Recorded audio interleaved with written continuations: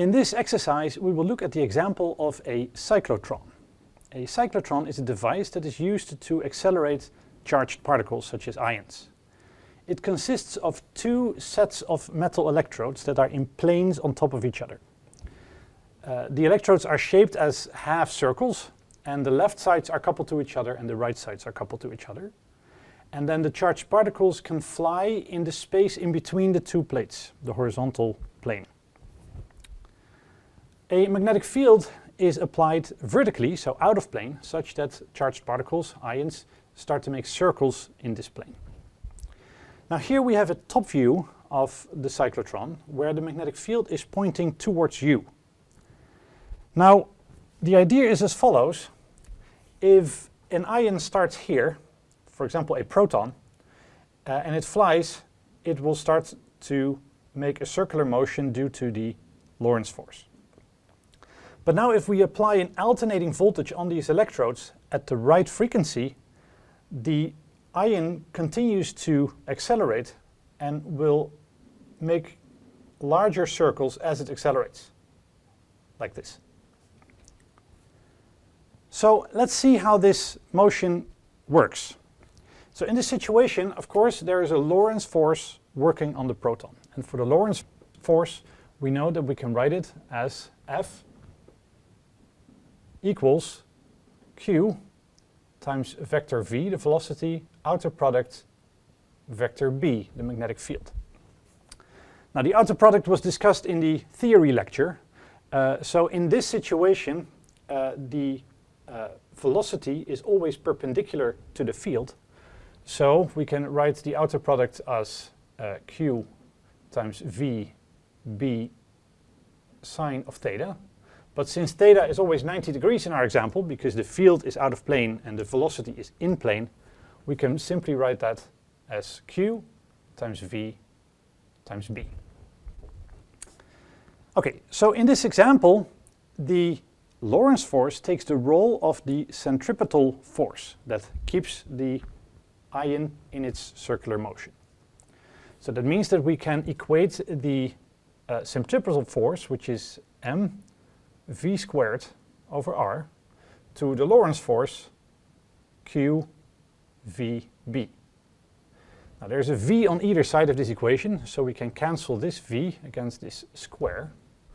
And now we can solve this for the radius, so we arrive at r equals mv divided by qb. So if I would not apply any voltage here on the plates, and I start with an initial velocity v, the radius that the proton will make over here is mv divided by qb. Okay, so now let's think about the frequency that we have to apply to these plates in order to make sure that we are switching the polarity at the right pace to keep the proton accelerating continuously in here. So if it makes a circular motion, then we can express the velocity v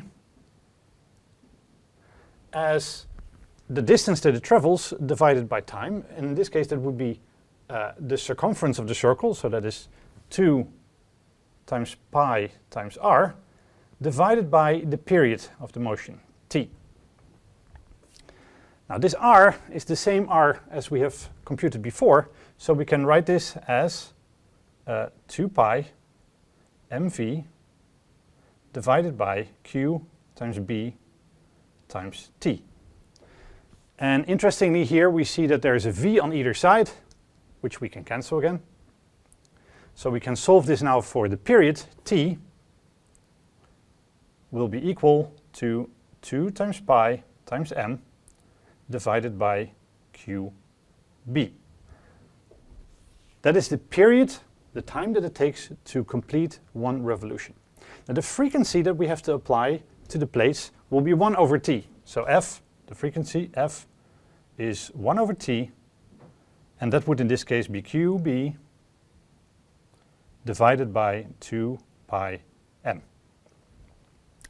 And interestingly, you see here that the frequency does not depend on the velocity, and therefore it also does not depend on the radius. So as the proton is accelerated and goes faster and faster and makes bigger and bigger circles, the frequency that we have to apply in order to stay in synchronization is constant in the cyclotron. And that's a very important property that makes it very easy to operate such a cyclotron.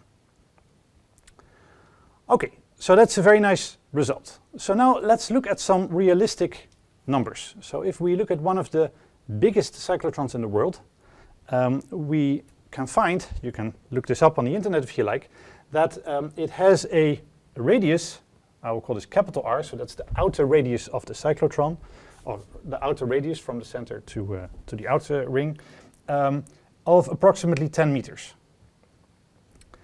And the magnetic field that is applied in the cyclotron is approximately 4 Tesla.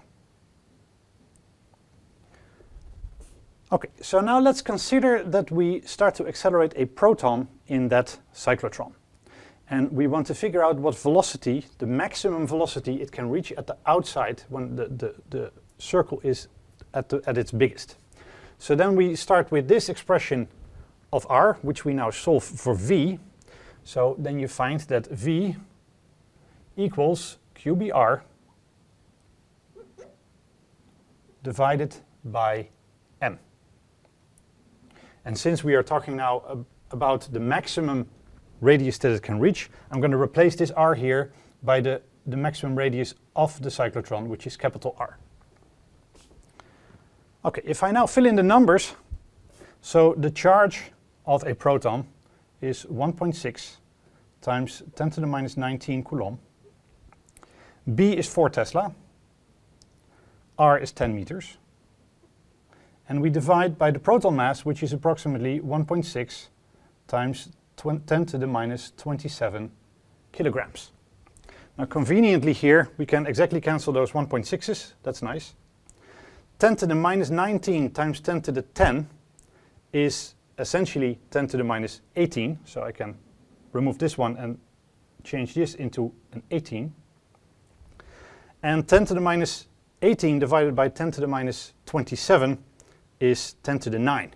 So essentially here we arrive at 4 times 10 to the 9 meters per second. And that's a very big number. If you think about it, that is actually more than 10 times the speed of light. So that would of course never be possible to accelerate a proton that fast that it goes more than 10 times the speed of light. So apparently something is going wrong here.